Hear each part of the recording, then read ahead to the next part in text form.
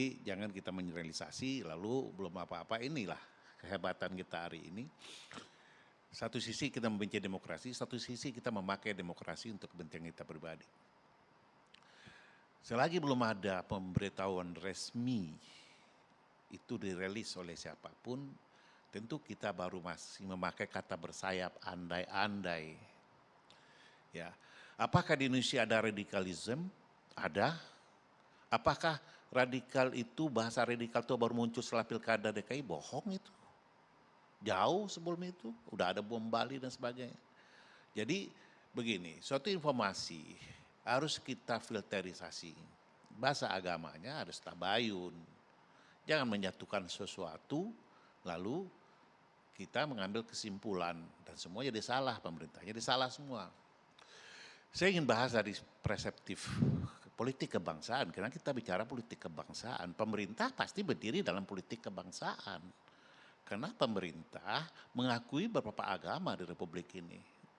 Kita bukanlah negara Islam, tapi kita negara beragama. Makanya ada manifestasinya dalam Pancasila sebagai suatu representasi keagamaan. Dan demokrasi hari ini ditafsirkan, kalau pakai bahasa Dinda ini ditafsirkan dengan berbagai makna yang berbeda.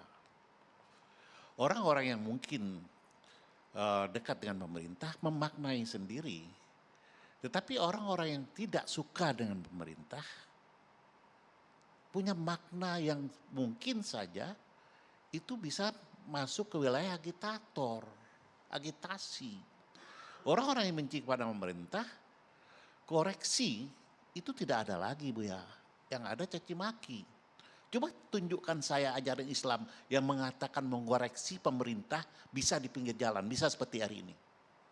Rasulullah mengatakan kalau engkau mengkoreksi pemerintah, pemimpin, ya di depan umum engkau menghinakan dia. Kita bicara agama, perseptif agama, tapi kita tidak pakai itu. Rasulullah katakan face to face, jangan ada orang lain yang tahu, koreksi, sampaikan. Saya salut dengan Buya Anwar kemarin, menyampaikan dalam forum MUI, lalu ditanggapi langsung dengan Pak Jokowi. Ya, meskipun dalam terminologi agama nggak boleh, harus face to face. Ya, kita menerjemahkan sendiri bahwa kita ini mampu mengkoreksi pemerintah depan umum lalu mengajak emosi masyarakat untuk berpikir dan cara kita berpikir. Di sini kelirunya. Negara ini bukan LSM. Tentu negara ini yang melakukan identifikasi. Kenapa? Karena keselamatan bangsa ini bukanlah keselamatan satu agama di Republik ini, tapi keselamatan masyarakat keseluruhannya. Yang agamanya bukan satu. Tentu pemerintah berdiri di situ. Kalau di bawah satu agama dalam diskusi ini, sementara pemerintah di atas menjadi umbrellanya, menjadi payungnya, ya, itu tuh tidak akan ada korelasi. Tetapi apa betul kalau kita ambil sisi Islam seperti itu? Nah, demokrasi yang dimaknai ini dengan banyak cara yang nyaris melakukan benturan-benturan. Lalu apakah negara tidak boleh mendefinisikan? Negara punya legitimasi oleh Undang-Undang Dasar. Pembukaan undang-undang menjaga, jelas, melindungi seluruh tumpah darah, bukan satu agama. Lalu ada perkembangan-perkembangan dalam demokrasi yang pada tingkat caci maki mungkin masih bisa diterima, ditelan oleh pemerintah atau oleh orang-orang yang dicaci maki. Tetapi di saat kebebasan atas nama demokrasi itu muncul pemikiran-pemikiran baru, ideologi-ideologi baru yang tersisip di dalamnya. Jadi demokrasi itu jadi buas dibuatnya. Demokrasi jadi buas di dalamnya itu. Kenapa? Karena muncul pemikiran-pemikiran membawa ideologi-ideologi yang tidak ada sebelumnya di Republik ini. Bang Kapitra, tapi kan yang dipertanyakan sekarang 180 nama penceramah ini. Saya akan sampai ke sana, ya. Jadi muncul ideologi itu, disitulah muncul radikalisme. Kalau kita ambil dari tata bahasa, akar. Kalau radikal itu merubah sesuatu dari yang buruk kepada yang baik secara drastis, itu ya. Itu radikal yang konstruktif. Tetapi radikal yang kita bicarakan hari ini adalah radikal yang merubah suatu bangunan yang sudah utuh, yang sudah menjadi konsensus nasional, lalu dirubah, dibuat, dibongkar. Dengan apa? Dengan sistem pemerintahan. Khilafah itu yang dibawa oleh kampanye banyak organisasi internasional. Itu kesatuan kebangsaan. Satu dunia, saya pernah katakan Anda harus menang dulu perang dunia ketiga. Abang punya data itu, nama-namanya abang sudah yakini bahwa itu semua benar atau malah keliru, ngawur datanya? Saya bukan dalam kapasitas mengatakan benar tidak benar. Saya akan sampai kepada apa yang menjadi pikiran kebangsaan negara ini. Ya, jadi kalau khilafah versi HTI itu belum tentu sama versi ISIS, belum tentu juga sama versi Al-Qaeda.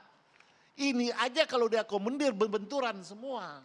Untuk itu negara memberikan kriteria bahwa ini sudah final konsensus nasional bahwa ideologi bangsa ini adalah Pancasila. Dan Pancasila itu udah mau akomodir kepentingan agama, kepentingan sosialis, kepentingan demokrasi, kepentingan banyak pemikiran dalam 5 sila itu.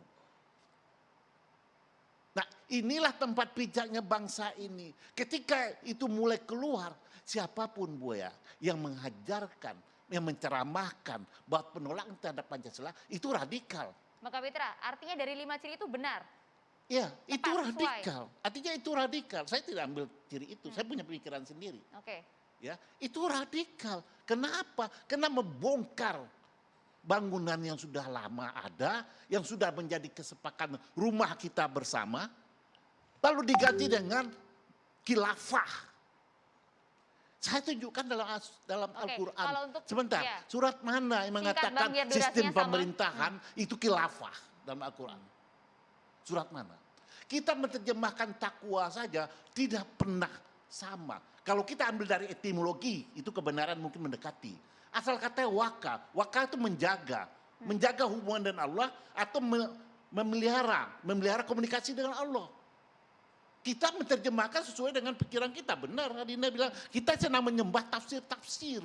Bang Kapitra tadi juga mempertanyakan soal 180 nama penceramah. Coba kita langsung konfirmasi kepada Direktur Deradikalisasi BNPT, Prof. Irfan. 180 nama penceramah ini dari BNPT atau bukan? Mohon klarifikasinya, Prof. Baik, terima kasih. Yang ingin saya tegaskan bahwasanya BNPT hanya mengeluarkan ciri dan indikator penceramah radikal sebagai respon dari pertanyaan sebagian masyarakat yang mempertanyakan statement Bapak Presiden. Ya. Kemudian yang kedua, yang pasti BNPT bekerja berdasarkan Undang-Undang Nomor 5 2018 tidak punya kewenangan untuk merilis daftar nama seperti itu. Adapun nanti solusi yang bisa kita temukan barangkali adalah kita memprofiling dan mengecek daftar nama-nama itu. Agar kita bisa mengetahui yang mana sesuai dengan kriteria ini, yang mana tidak sesuai dengan kriteria yang 5 itu. Agar jelas kita bisa memiliki penceramah-penceramah atau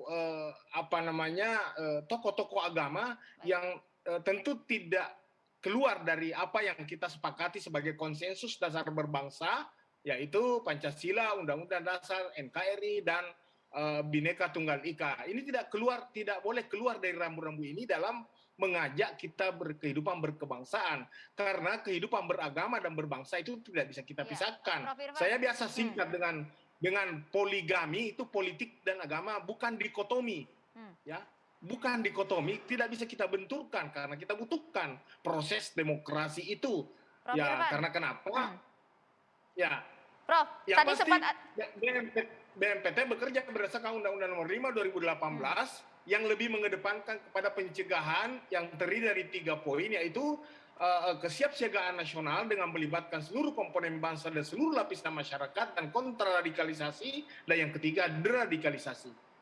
Ya, Prof. Irfan, tadi ada pertanyaan dari Pak Anwar Abbas. Kenapa kemudian BNPT mengklasifikasikan orang-orang yang termasuk dalam kategori radikal intoleransi hanya dalam pintu agama? Mengapa tidak melihat pintu-pintu lainnya? Seperti misalnya kemudian tadi tenaga pendidik misalnya, pejabat dan lain-lain.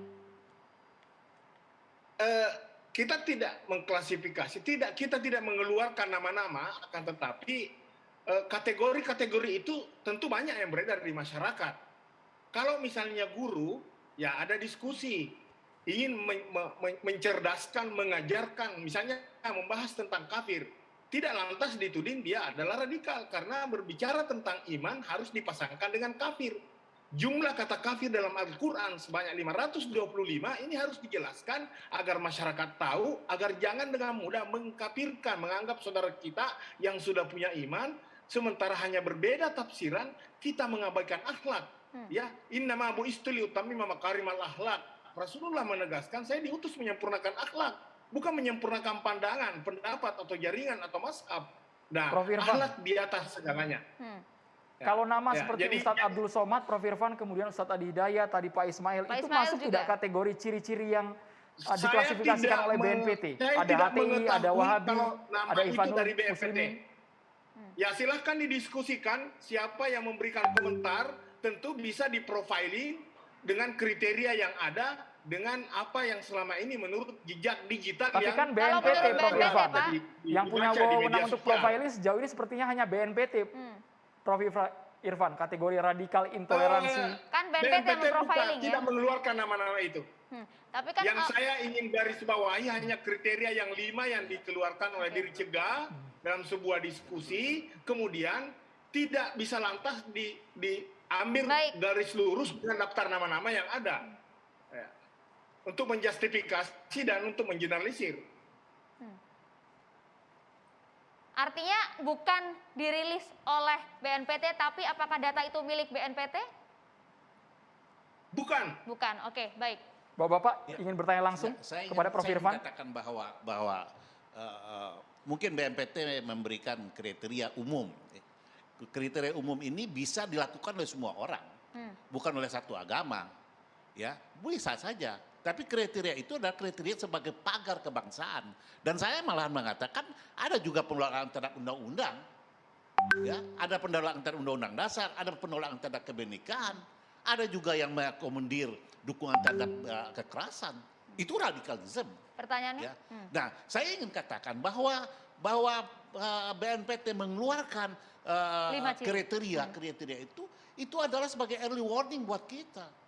Bukanlah berarti BNPT itu menuding ya satu kelompok. Tetapi saya ingin katakan bahwa kata kafir itu asal kata kafara. Kafara itu cover, tertutup, ya. Dan itu dalam teologi agama Islam itu tidak hanya orang berbeda agama. Rasulullah mengatakan begini, orang Muslim itu pagi dia Muslim, sore dia kafir. Atau yang membedakan orang Muslim dan kafir adalah sholat. Jadi banyak ada klasifikasi yang dibuat oleh ajaran agama tentang kedudukan seorang, tapi itu bukan baku. Ini bisa berbalik kepada dari keburukan pada kebaikan. Baik, kita berikan waktu yang sama, Bang Kapitra. Itulah peran para pendakwah itu. Pak Anwar Abbas langsung disampaikan pertanyaan kepada Prof. Idris. Yang pertama, daftar nama-nama ini sudah beredar. Pak Islah tadi menyatakan ini juga bukan dari BNPT dan ini dibenarkan di sini ya. Pak juga menyatakan ini bukan dari BNPT, nama-nama yang 100 itu. Bukan ya. Ya, dari antah berantah lah. Oleh itu saya bilang begini, tugas polisi itu kan adalah menciptakan keamanan.